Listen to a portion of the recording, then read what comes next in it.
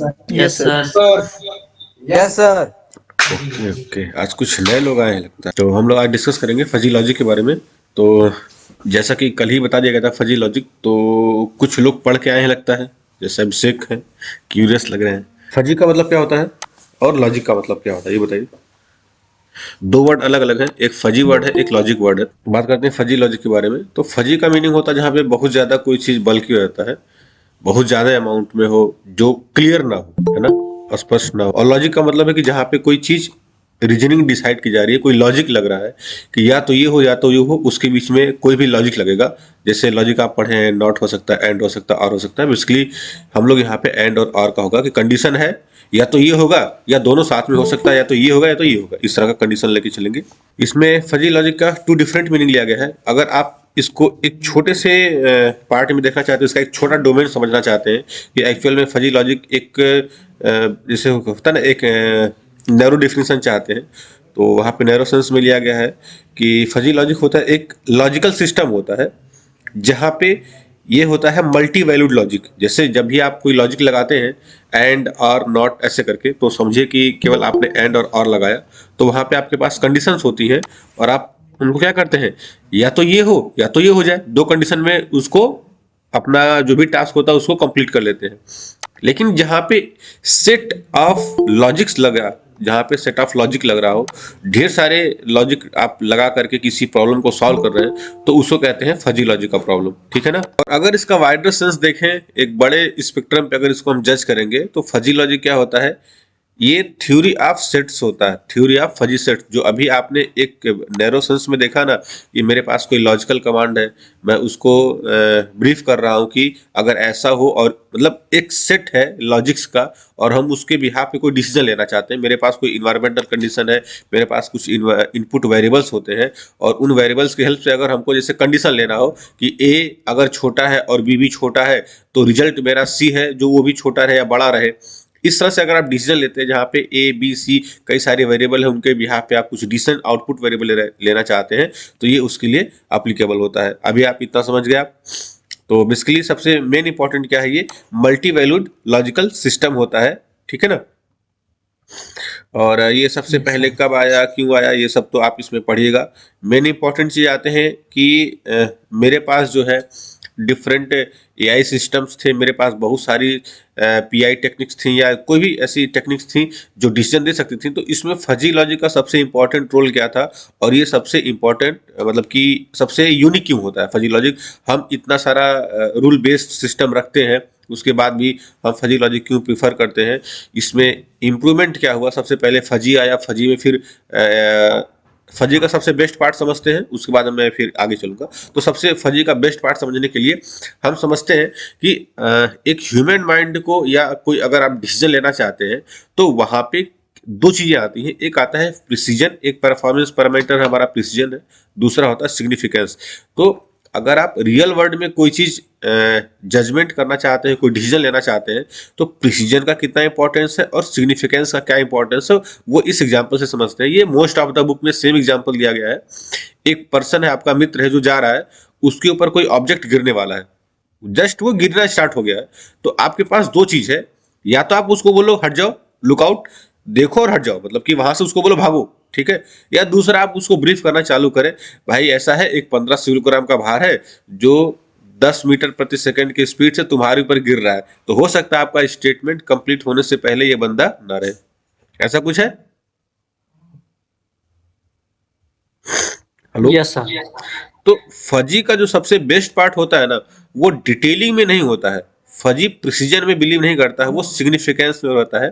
कि fuzzy logic का मतलब है ना कि जिन चीजों को आप अपने से मैपिंग कर सकते हैं, सबसे यहाँ पे देखिए आएगा आपका, fuzzy logic is a convenient way to map an input space to an output space. सबसे बेस्ट पार्ट क्या है कि जब भी आप कोई ऐसी प्रॉब्लम है जिसमें इनपुट और आउटपुट के रिलेशन को आप मैपिंग कर सकते हैं, कि इनपुट में अगर ऐसी सिचुएशन है तो उसके करस्पॉन्डिंग ऐसा आउटपुट आना चाहिए। अगर ये ऑब्जेक्ट इसके ऊपर गिर रहा है, तो किसी भी मास का हो, कोई भी इसका वेट हो, अगर इसको हार्म कर सकता है, तो सीधे सीधे डिसीजन है कि भाई तुम भागो। अब ये कितने मास का है क्या है वो उससे नहीं मैटर करता है, बस हार्मफुल होना चाहिए। कंडीशन दो है, ऑब्जेक्ट क्या इसको हार्म कर सकता है, ऑब्जेक्ट इसके ऊपर गिर रहा है, दो कंडीशन ट्रू हुई तो भाग जाओ। उसको ये डिटेलिंग देना नहीं है कि इतने किलो का ग्राम का मास है, ये इतने वेलोसिटी से आ रहा है, टच करते समय जब ये ग्राउंड पे आएगा तो √2 GH वेलोसिटी होगी, इसका इम्पैक्ट इतना होगा, तुम्हारा जो है यहाँ पे जो नॉर्मल वेट लगेगा तुम्हारा, अगर ये तुमको टकराएगा इतना होगा, इतना फोर्स होगा, इतना इम्पैक्ट होगा, क्या डिटेल करना उसको। तो ये जो रियल वर्ल्ड में हम लोग जो भी प्रॉब्लम सॉल्व करते हैं, जिसमें हमको सिंपली समझ में आ रहा है कि इनपुट में ये चेंज हो रहा है और हम चाहते हैं कि अगर इनपुट में ऐसा हो और तो आउटपुट में ऐसा हमको करना है, सिंपली हमें क्या करना है, a convenient way to map an input space to an output space।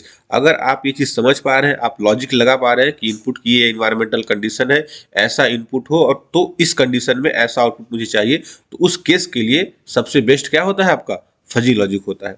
अब आप उसमें डिफरेंट डिफरेंट इनपुट कंडीशंस के बिहाफ पे डिफरेंट डिफरेंट लॉजिक सेट करेंगे, उसके बिहाफ पे आपका एक आउटपुट बन के आएगा कि जब जब वो इन्वायरमेंटल कंडीशन चेंज होगी, इनपुट वेरिएबल्स की वैल्यू चेंज होंगी, उसके अकॉर्डिंग आपके सेट ऑफ आउटपुट का जो आपने लॉजिक लगाया है वो चेंज होगा और आपका आउटपुट सीधे सीधे परफॉर्म हो जाएगा।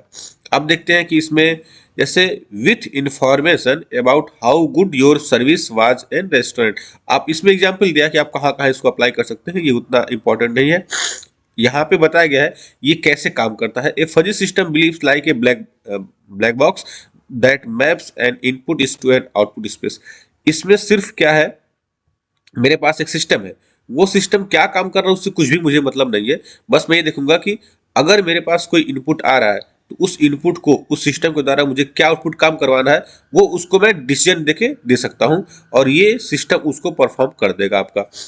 ठीक है, irrespective of system non linearity क्या है, सिस्टम का ऑर्डर क्या है, सिस्टम आपका यहाँ पे मीमो है, सीसो है, आपका ये है, ये कुछ भी इसमें इंक्वायरी नहीं करता है। बाकी अभी आप कंट्रोलर डिजाइन कीजिएगा तो उसमें डिपेंडेंसी आती है कि किस टाइप का सिस्टम है, सिस्टम स्टेबल है, अनस्टेबल है, डिले टाइम है, तो इसमें इस तरह की कोई भी इंक्वायरी नहीं की जाती है। सिंपली आपके पास इनपुट होता है, आउटपुट होता है, इनपुट और आउटपुट के बीच में आपको सिंपली एक मैप बनाना पड़ता है कि अगर इनपुट में चेंज आ रहा है तो आउटपुट में वो चेंज हो जाए इरिस्पेक्टिव ऑफ दैट सिस्टम।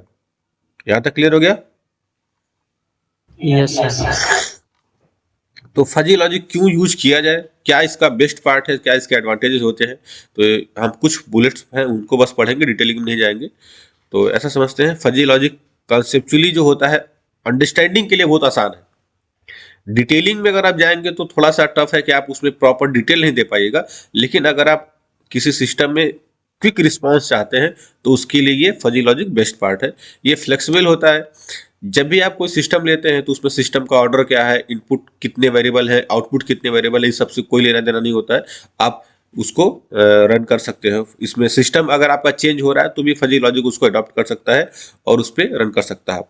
ठीक है, जैसे आपने कोई आज का सिस्टम लिया था, आपने सिस्टम में कुछ इंप्रूवमेंट किया, सिस्टम चेंज हो गया है, लेकिन आपका इनपुट और आउटपुट का मैपिंग वही है, तो सिस्टम में जो भी चेंज हुए थे उसको कंसीडर नहीं करेगा, बस आपका इनपुट और आउटपुट का मैपिंग इंपॉर्टेंट होता है कि जो भी आपने मैप बनाया होगा, जो भी आपने लॉजिक बनाया होगा कि इनपुट कंडीशंस ये है तो उसके करस्पॉन्डिंग आउटपुट ये आना चाहिए। अगर आपने सिस्टम चेंज किया है लेकिन फिर भी आपका जो इनपुट और आउटपुट के बीच का मैपिंग अगर वो चेंज नहीं है तो आपको उसमें चेंज करने की जरूरत नहीं होगी। ठीक है ना? Fuzzy logic is a tolerant of imprecise data. अब प्रिसाइज डेटा अगर आपके पास बहुत ज्यादा नहीं, जैसे मैं कहता हूं कि अगर थोड़ा ठंडी बढ़ रहा है तो टेम्परेचर बढ़ जाए, जो आपके पास एक सपोज आपने अपने कमरे में एक ब्लोअर रखा है या एयर कंडीशन सिस्टम आपने अपने रूम में रख लिया और आप चाहते हैं कि आप उसमें लॉजिक लगा के, फजी लॉजिक लगा करके उसमें ब्लोअर या जो भी कूलिंग सिस्टम है उसको आप कंट्रोल करना चाहते हैं, heat air and cold air का फ्लो आप कंट्रोल करना चाहते हैं। अब दूसरा सिस्टम होगा तो उसमें आपको सेट पॉइंट देना पड़ेगा कि टेम्परेचर इतना है, टेम्परेचर उतना है। इसमें सिंपली है, टेम्परेचर लो है तो टेम्परेचर मतलब कि अगर इन्वायरमेंटल का टेम्परेचर लो है तो मशीन के द्वारा उसका टेम्परेचर बढ़ा दिया जाए, सिंपल ऐसा चीज है। टेम्परेचर नॉर्मल है तो ना हीटिंग की जाए ना कूलिंग की जाए, टेम्परेचर अगर हाई हो गया है तो कूलिंग बढ़ा दी जाए। सिंपल डिसीजन में आपसे ये सेट पॉइंट न्यूमेरिकल वैल्यू नहीं मांगेगा कि भाई आप एक थ्रेशोल्ड वैल्यू, तो उस थ्रेशोल्ड वैल्यू के अराउंड मुझे हमेशा सेट पॉइंट ट्रैक करना है। ऐसा इसमें कोई भी हिडन मतलब कि फास्ट रूल नहीं होता है कि अगर आपके पास एक सेट पॉइंट है तो उसको ट्रैक कर रहा है, थोड़ा सा डिस्टर्बेंस आ रहा है तो डिस्टर्ब हो जा रहा है, फिर उसको बार बार ट्रैक कर रहा है, इस तरह की प्रॉब्लम इसमें नहीं होती है। ठीक है।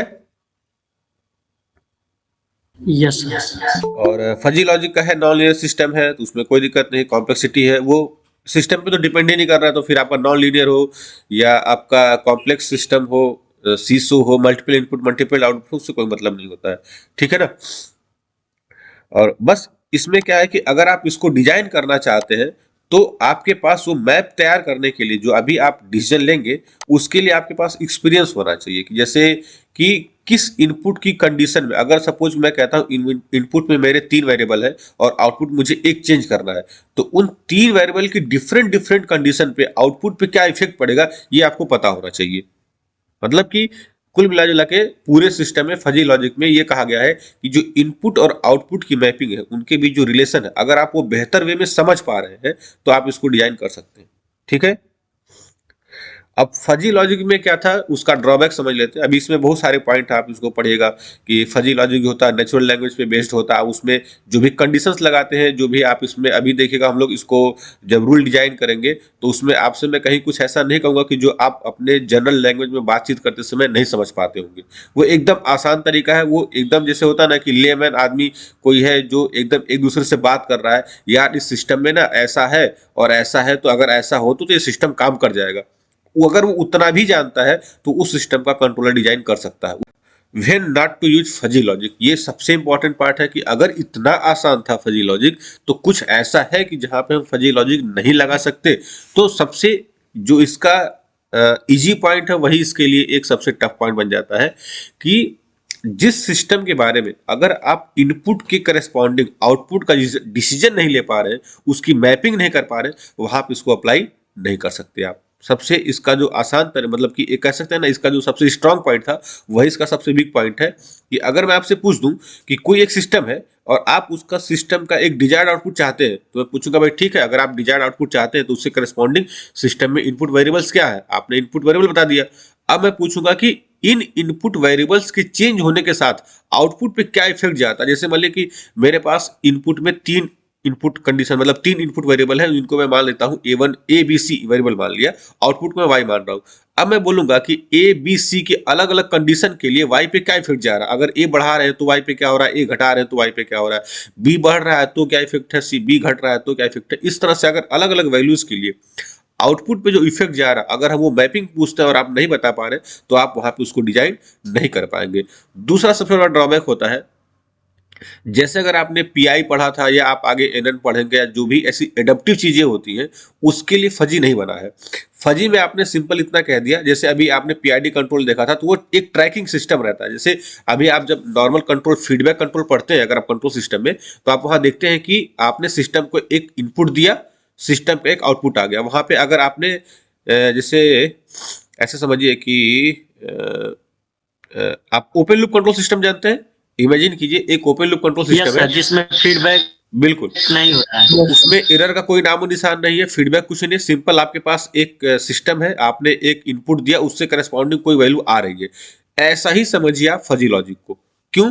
क्योंकि इसमें फीडबैक करके एरर हटाने का कोई सिस्टम ही नहीं है, वो लगता है लेकिन किसी दूसरे तरीके से लगाया जाता है। अभी समझिएगा, मैं बताऊंगा कि ये अगर कंट्रोलर का नाम दे रहे हैं और फिर ट्रैकिंग नहीं हो रही तो फिर क्या दिक्कत है। देखिए आपने क्या किया, आपने इनपुट और आउटपुट के बीच में एक रिलेशन स्टैब्लिश कर लिया, मैपिंग कर ली है, ठीक है ना। अब इनपुट कंडीशन में चेंज आ रहा है तो उसके करस्पॉन्डिंग वो डिसीजन दे रहा है। जैसे आप एक लुकअप टेबल समझिए कि मैं कहूं कि मेरे पास 10 लोगों का नाम पहले से पता है, ठीक है ना। ऐसे इसको मैं थोड़ा सा अपने तरीके से समझाना चाहता हूँ इसको। सपोज मेरे पास एक टेबल है ना, इस तरह से एक टेबल है जिसमें मेरे पास इनपुट वेरिएबल्स है A B C। अब A B C की अलग अलग वैल्यूज के लिए ढेर सारा ABC लिखा है ना, और उसको मैंने कंडीशंस डिवाइड कर दिए, A अगर ऐसा है, B अगर ऐसा है, C अगर ऐसा है, D। तो इसके करस्पॉन्डिंग यहाँ पे सपोज मैंने 1 से लेकर के ना सॉरी 1, यहाँ पे 1 है और यहाँ पे मैंने 10 कंडीशन ले ली है। तो अलग अलग ए की 10 कंडीशन, बी के अलग 10 कंडीशन, सी के अलग 10 कंडीशन के अनुसार मैंने आउटपुट डिसाइड किया है। आउटपुट नहीं, यू डिजायर्ड इनपुट, यहाँ पे मेरा क्या आएगा, डिजायर्ड इनपुट। कंट्रोलर है तो ये क्या जनरेट करेगा, आपका इनपुट डिसाइड करेगा, ठीक है। तो मैंने कह दिया कि यहाँ पे मेरे पास u की वैल्यू है, u1 u2 से लेकर के U10 तक की। अब अगर इस रेंज में ही चेंज हुआ, अगर एबीसी के इस गिवन रेंज में चेंज होके आ रहा है तो ये U1 से लेके U10 तक जनरेट कर लेगा। लेकिन अगर इस रेंज के बाहर कुछ भी हुआ तो वो उसको ट्रैक नहीं कर पाएगा। जैसे मैं कहूँ कि मैंने एक सिस्टम लिया और यहाँ पे आपने कुछ रेफरेंस दे दिया, यहाँ पे आपका फीडबैक सिस्टम आ रहा है, ठीक है, यहाँ पे आपने फजी लॉजिक दे दिया है, एक फजी लॉजिक का बॉक्स है और यहाँ पे आपका प्लांट है, तो ये फजी लॉजिक हो जाएगा आपका फजी लॉजिक कंट्रोलर, और यहाँ पे आपका प्लांट हो गया। कह रहा हूँ कि मैंने सिंपल एक सेट ऑफ रूल्स रख दिया है, सेट ऑफ रूल्स मैंने दिया है, और मैं जो भी इनपुट दे रहा हूँ वो इनपुट इस रेंज का है, इस एबीसी की रेंज का इनपुट है, ठीक है।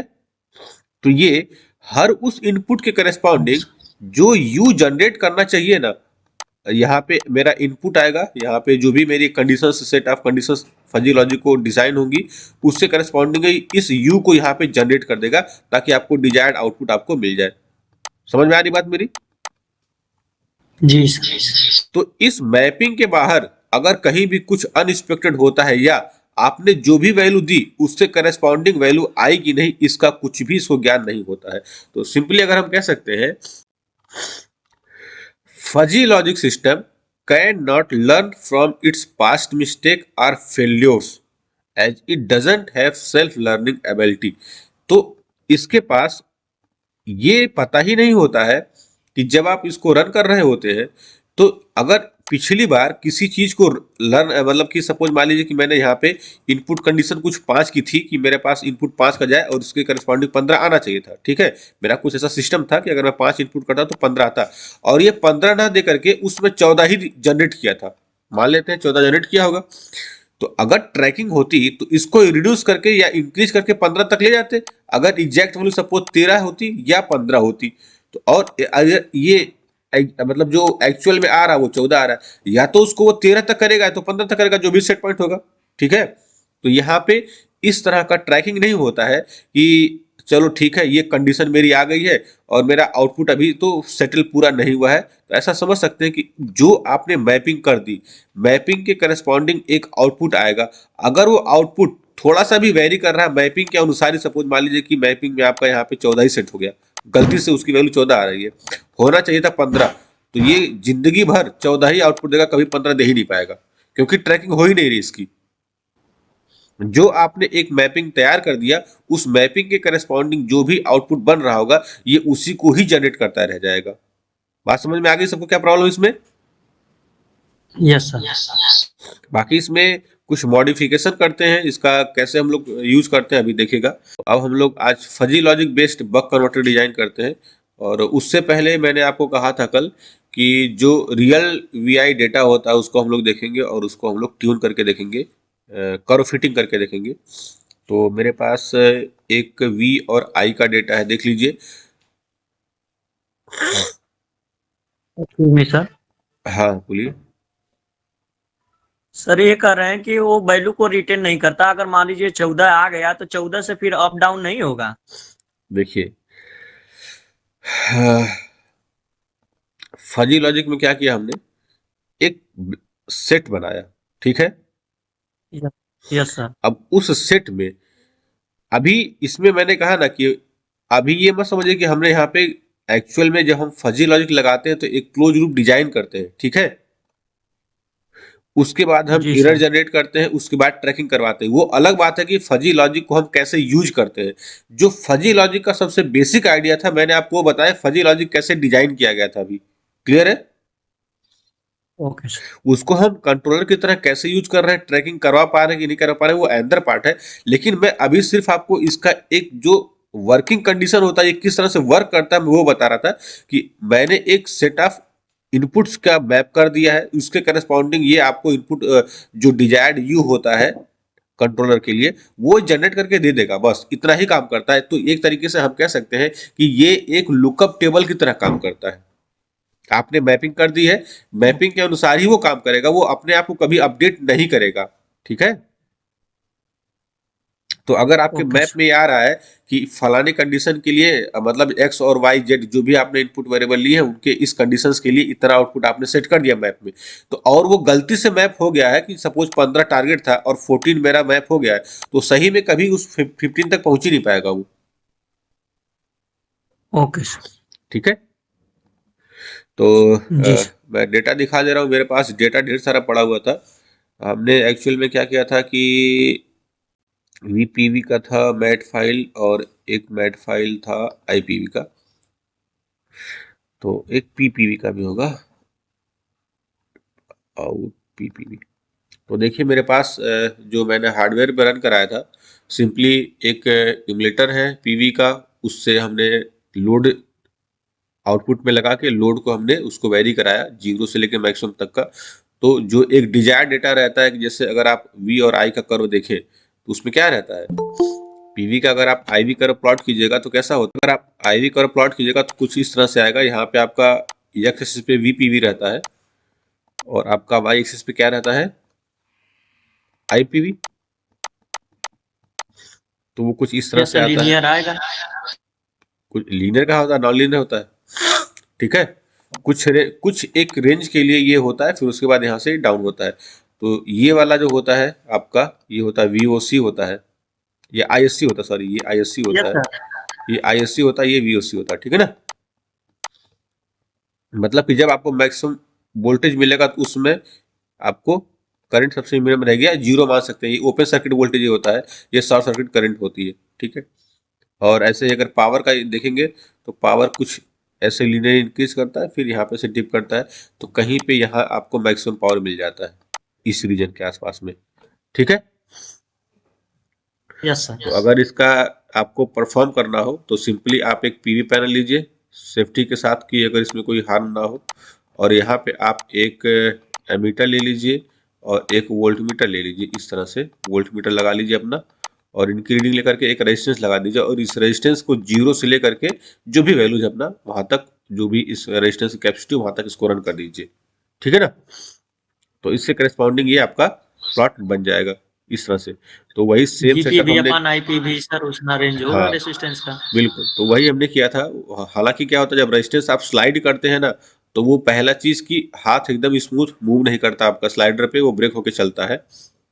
तो उसके लिए कई सारे डेटा आप देखिए, क्लस्टर डेटा देख रहे हैं इसमें, ये डेटा अगर आप यस देख रहे सर। होंगे, देखिए कितना क्लस्टर्ड डेटा है ये, देख रहे हैं। जी सर। और जो इसको मैंने वो किया था, कर्व फिटिंग की थी, तब मुझे जाके ये वाला प्लॉट मिला था। जो आप ये ब्लू वाला कर्व देख रहे हैं, ये कर्व फिटिंग के बाद आया है, वो भी मैं पूरा पूरा सही से कर्व नहीं ला पा रहा हूँ। तो ये आपका किसका है, एक्स एक्सिस पे आपका वी है और वाई एक्सिस पे आपका आई है। तो इस तरह से ये प्लॉट आ रहा है, उसी के सिमिलर है। ठीक है। और ये मेरा आई वी कर्व था, देखिए सॉरी पी के रिस्पेक्ट में वोल्टेज का, तो ये मेरा वी पी वी हो गया, ये मेरा पी पी वी हो गया। ठीक है। तो ये मैं मान सकता हूँ कि इस रीजन में कहीं मेरा एमपीपी लाई कर रहा होगा। ठीक है ना। इसकी कर्व फिटिंग अगर आपको देखना हो तो मैंने यहाँ पे कॉल किया हुआ है कर्व फिटिंग के लिए।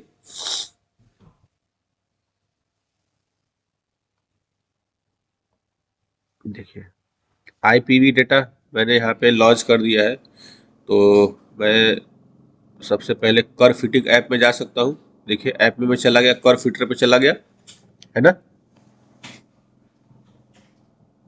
जी सर। वेट करते हैं एप्लीकेशन को ओपन होने तक।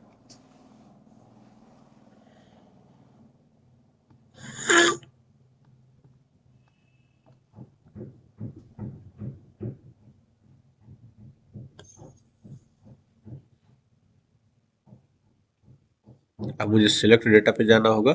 सबको सीक्वेंस पता होगा कैसे कैसे करते हैं। सिलेक्ट डेटा पे चला गया तो मैं यहाँ पे कर देता हूँ, मुझे फिट नेम करना है। मैं वी और आई का करने जा रहा हूँ। तो एक्स एक्सिस पे मुझे वी लेना होगा और वाई एक्सिस पे मुझे आई पी वी लेना होगा। तो वेट करते हैं, डेटा ज़्यादा है। अच्छा अभी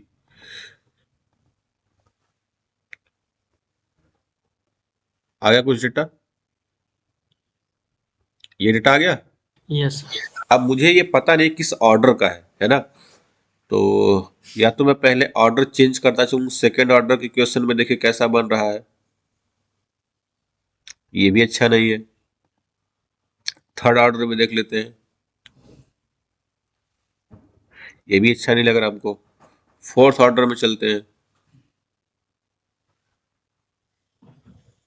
ये तो एकदम कतई खराब कर दिया। इसका मतलब है कि थर्ड से आगे तक तो नहीं जा सकते। तो आपका जो पॉलिनोमियल होगा वो एटलीस्ट थर्ड ऑर्डर या सेकंड ऑर्डर तक का हो सकता है। तो थर्ड ऑर्डर मान के चलते हैं। तो मैं इसको ना करके मैं यहाँ पे चलता हूँ और मैंने अप्लाई किया था स्मूथिंग स्प्लाइट।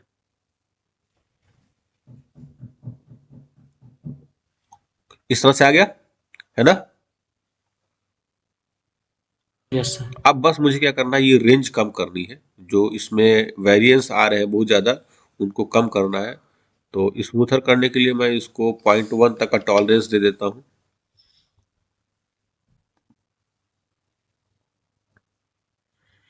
देखिए डेटा कुछ आ गया ठीक ठाक।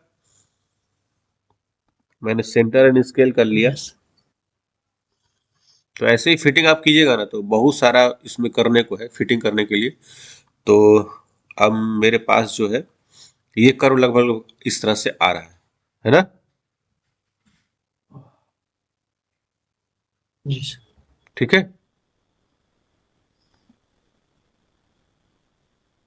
अब तक कोई दिक्कत किसी को। इसी तरीके से आप पीपीवी का भी कर सकते हैं, उसमें कुछ ऐसा नहीं है। बस आपको ये ना ऐसे करते रहना होगा कि जब तक आपको अपना डिजाइन मिल ना जाए। उसमें आप मैनुअल भी दे सकते हैं, अगर आपको क्वेश्चन का ठीक है। आइडिया है तो आप मैनुअल भी कर सकते हैं उसका। हाँ बोलिए। Yes. Heat and trial method हाँ अपनाते हिट एंड रहेंगे। ट्रायल है, उसमें बेसिकली अच्छा तब होता है कि जब हमको ये पता हो कि सिस्टम किस तरह का है। तो एक एक्सपेक्टेड इक्वेशन जो होती है, तो मैनुअल में जा करके एक्सपेक्टेड इक्वेशन पुट करके उसमें जो कोफिशिएंट होते हैं केवल उनकी वैल्यू हम लोग निकालते हैं। ठीक है, सबसे बेस्ट पार्ट वही है कि अगर आपको पता है कि हाँ क्वाड्रेटिक है या पीवी का कर्व है, तो उसका आईवी कर्व का उसमें इक्वेशन क्या आता है। आप वहां पे जो उनके कोफिशिएंट होते हैं, जैसे हमने एबीसी रखा था ना कल के डेट में, जो हमने लीनियर पढ़ा तो एबीसी रखा था, क्वाड्रेटिक था तो हमारा एबीसीडी था। तो उस तरह से आप एबीसी को वेरिएबल रख करके अगर आप डिजायर्ड इक्वेशन का केवल ऑर्डर पुट करते हैं, तो उस कंडीशन में सबसे बेस्ट कर्व फिटिंग होती है। आज हम लोग चलते हैं, हम लोग क्लियर ऑल कर लेते हैं। क्लियर हो गया, सीएलसी हो गया। अब हम लोग आज फजी पे चलते हैं। फजी का हम लोग जानते हैं कैसे डिजाइन होता है। तो सबसे पहले मैं आपको सिमलिंक ब्लॉक दिखा दे रहा हूँ। हम लोगों ने डिजाइन करना है बग का। सबको डायग्राम दिख गया होगा। Yes sir. तो यस सर। एक बार सब लोग इसको बना लीजिए तुरंत, है ना। सर ब्लॉक का नाम भी बता दीजिए। हाँ चलिए बनाते चलते हैं। ये तो आपका पावर जीवाई हो जाएगा। पावर जीवाई लेके आइए और उसमें ना सैंपल टाइम टी एस लिखिएगा, जैसे मैंने लिखा हुआ, केवल कोई भी वैल्यू नहीं डालनी है। आज आप लोग को एक चीज़ और सिखाते हैं कि अगर हमको सिस्टम में कोई चीज़ वेरिएबल असाइन करना होता है, तो बिना कमांड लाइन में डाले या हमको एक बार में कैसे उसको चेंज कर सकते हैं, कहाँ पे सेव कर सकते हैं। ठीक है, तो ये सब लोग देख लिए। सिंपल टाइम टीएस आ गया सबका पावर जीवाई। Yes sir. चलिए अब आपको लिखना है डिस, यहाँ पे डालना है ये आपका पीडब्ल्यूएम। ठीक है, पीडब्ल्यूएम लिखेगा तो आएगा PWM generator DC dash DC करके, ये वाला। तो इसको लेना है, देखिए यही वाला है, आ गया। Yes sir. Yes sir. वहां पे आपको स्विचिंग फ्रीक्वेंसी 15 किलोहर्ट्ज लेना है, तो 15E3 लिख देना है और सैंपल टाइम टीएस लिख देना है केवल। 15 यस सर। हाँ 15E3 केवल लिख दीजिए, उसका मतलब होता है 15 × 10⁻³ एक्सपोनेंशियल फॉर्म में लिखा गया है। ठीक है, अब आपको मॉसफेट ले लेना है, मॉसफेट। अब इसमें आपको मेजरमेंट ब्लॉक को जाकर के ऑफ कर देना है। ये ट्रिक होगा, ये बाय डिफॉल्ट इसको अनटिक कर लीजिए। मॉसफेट में कौन सा मॉसफेट है? ये आपको जाना होगा specialised power system power electronics वाला ब्लॉक होना चाहिए। सर पीडब्ल्यू दोबारा बता दीजिए। ना स्लो चल रहा है शिवम। पीडब्ल्यूएम लिखना है, सर्च करना है, जो रिजल्ट में लिख के आएगा PWM generator DC to DC, ये वाला लेना है आपको। Okay sir.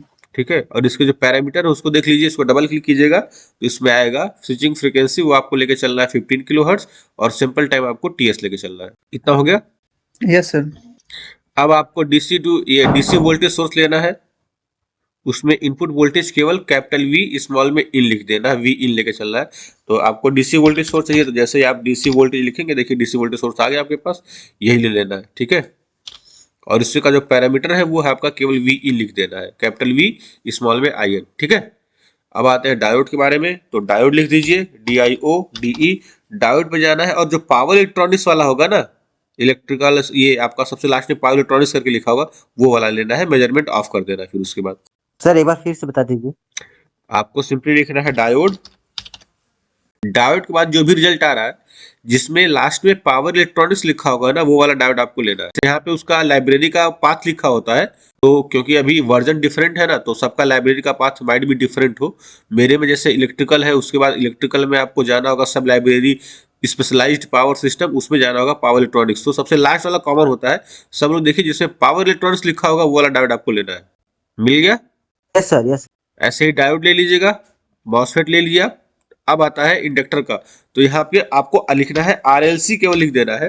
वहां पे आपको जाना होगा, देखिए सीरीज RLC ब्रांच, ये भी आपको लेना है इलेक्ट्रिकल स्पेशलाइज्ड पावर सिस्टम में। तो जो स्पेशलाइज्ड पावर सिस्टम है और उसमें लिखा है पैसिव, वहां पे लिखना है सीरीज RLC ब्रांच को, वो वाला सिलेक्ट करना है। ठीक है, लोड पे नहीं जाना है, सीरीज RLC ब्रांच को लेना है। हो गया सर। इस तरह से आपका आया होगा, इसमें से जा करके केवल आपको सिलेक्ट कर देना है L, और L में इंडक्टर की वैल्यू यहाँ पे कैपिटल L लिख देना है केवल। ठीक है, देखिए हमने यहाँ पे पैरामीटर में केवल कैपिटल L लिखा हुआ है, ब्रांच टाइप L है, और इंडक्टेंस में आपकी L लिखा हुआ है केवल। Okay, sir. इतना हो गया। अब इसी पे ना राइट क्लिक करके इसको ड्रैग कर लीजिए और इसमें जाइएगा टाइप में, इसको कर दीजिएगा C करने के बाद यहाँ पे डाल दीजिएगा, देख लीजिए पैरामीटर में दिखा दे रहा हूँ, पैरामीटर जो यहाँ पे लिखा गया है ब्रांच टाइप C है, और कैपेसिटेंस की वैल्यू CAP लिखी हुई है, कैपिटल में CAP। क्लियर है? इसको कर लीजिए। हो गया सर। चलिए, ऐसे ही आप रेजिस्टेंस का ले सकते हैं, वही उसी को राइट क्लिक करके ड्रैग कर लीजिए और उसको टाइप में कर दीजिएगा R, या ऐसा करिए इसको RL कर दीजिए। मैं भी आपको दिखाता हूँ कहाँ पे उसको चेंज कर सकते हैं। तो R और कैपिटल L कर दीजिए, RL कर दीजिए इसको केवल। ठीक है ना, ये आपका करंट मेजरमेंट, ये आपका वोल्टेज मेजरमेंट, उसको लगा लीजिए। ये स्कोप है, ये आपका डिस्प्ले है, इसको लगा लीजिए। ये आपका सम ब्लॉक है, ये कांस्टेंट है। इतना कर लीजिए पहले आप लोग, यहाँ तक बना लीजिए, फिर इसके बाद मैं इसको बताता हूँ आगे का। किसी भी ऑब्जेक्ट को रोटेट करने के लिए कंट्रोल R, उसको इन्वर्ट करने के लिए कंट्रोल I।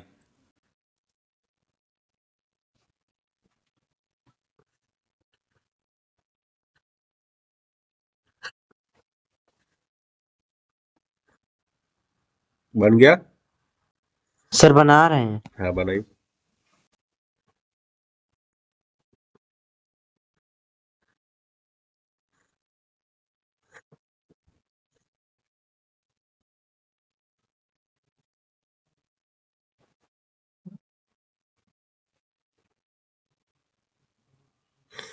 यहाँ तक बन गया?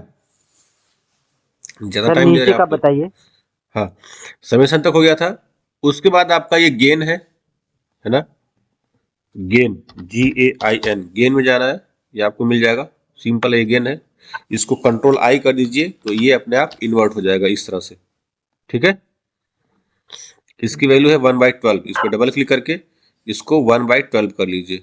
क्यों किया गया है वो अभी आपको बताते हैं, पहले आप पहले बना लीजिए सारा। गेन बन गया। फिर उसके बाद यहाँ पे ऐड ब्लॉक लीजिएगा, ऐड करके क्या लिखेगा, ऐड। बस ऐड ब्लॉक पे डबल क्लिक करके, है ना, ये जो लास्ट वाला सिंबल उसको माइनस कर लीजिएगा। ठीक है ना, प्लस प्लस दिया होगा आपको, बाय डिफॉल्ट प्लस प्लस लिख के आता है, मैं करके दिखा दे रहा हूँ। आप ऐड लिखेगा, वहां पे जो पहला ब्लॉक आएगा वो लेना है, बस डबल क्लिक करके ना जो लास्ट वाला सिंबल उसको माइनस कर लेना है, इस तरह से बना लेना है। कंट्रोल I कर दीजिए, ये इस तरह से इन्वर्ट हो जाएगा, देखिए। ठीक है ना, जी सर। ठीक है। और ये आपका है मेमोरी ब्लॉक, डबल क्लिक कीजिए, मेमोरी लिख लीजिए। ये आपका मक्स हो गया, कितना हो गया? Yes sir. अब यहाँ पे आना है फजी लॉजिक कंट्रोलर, आपको डबल क्लिक करके सर्च करना है फजी लॉजिक कंट्रोलर। देखिए फजी लिखते ही आ गया fuzzy logic controller, fuzzy logic controller with rule user, तो हमको केवल फजी लॉजिक कंट्रोलर चाहिए। ठीक है ना, तो ये वाला ब्लॉक आ जाएगा आपके पास। आपका इनपुट और आउटपुट ना रिवर्स ऑर्डर में आ रहा होगा, देख लीजिए। तो आप कंट्रोल I लिख करते चले जाइएगा, जैसे फजी लॉजिक ऐसे आ रहा है तो इसको कंट्रोल आई कर दीजिए।